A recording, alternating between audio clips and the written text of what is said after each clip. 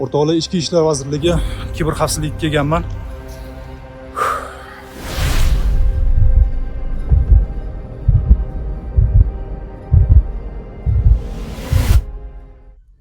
Maqsudbek, nima uchun kelganimni yaxshi bilasiz. Bu firibgarlar meni yuzimni, qiyofamni hammasini o'zlarini shu maqsadlarda ishlab tashyapti. Masjidga keldi. Nima qilish kerak bularni? Bu bitta sizni muammongiz emas. Davlat arboblaridan tortib kerak bo'lsa, aktyor, aktrisa, mashhur biznesmenlar Alisher Usmonov boyliklarini tarqatyapti. Zafar Hoshimov korzinka asoschisi yangi loyiha ochdi. Bunaqa yolg'onlar juda ko'p. Ko'pgina fuqarolarimiz aldanib qolyapti. Ishonib qolishyapti shu narsaga, ha? Albatta. Yuzlarni ishlatib, bu qanaqa texnologiya, nima bu o'zi? Bu deepfake texnologiyasi, ya'ni yuz va ovozni o'xshatadi. Sun'iy intellektdan foydalangan holat. Shunchalik o'xshatish mumkinmi?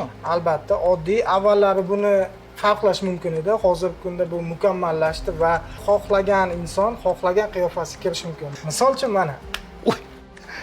Mana qarang. To'xtang. Narimon Davron bo'lib qoldik. O'ziga qayting. Xo'sh, sizlar nima qilyapsizlar bunga qarshi?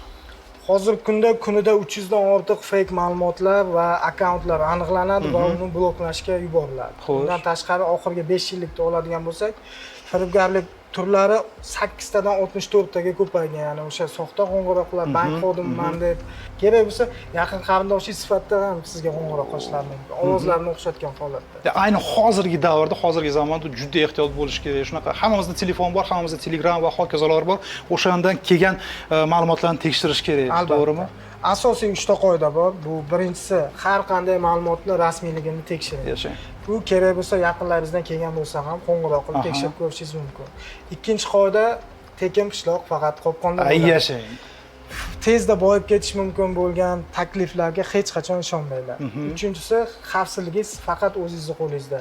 Har doim Telegram, Instagram yoki boshqa ijtimoiy tarmoq akkauntlaringizga 2 tomonlama himoya tizimini o'rnatib qo'yinglar. Mana shuncha insonlar ishlashyapti, butun bir jamoa departamentda o'zi. Avvalo biz o'zimizga o'zimiz ehtiyot bo'lishimiz kerak. Keladigan bir ma'lumotni, kelgan narsalarni har doim tekshirishimiz kerak, o'rtoqlar. Maqsudbek, kattakon rahmat. Hamkorlikda bo'lib turamiz. Salomat bo'ling. Kuch-quvvat sizga.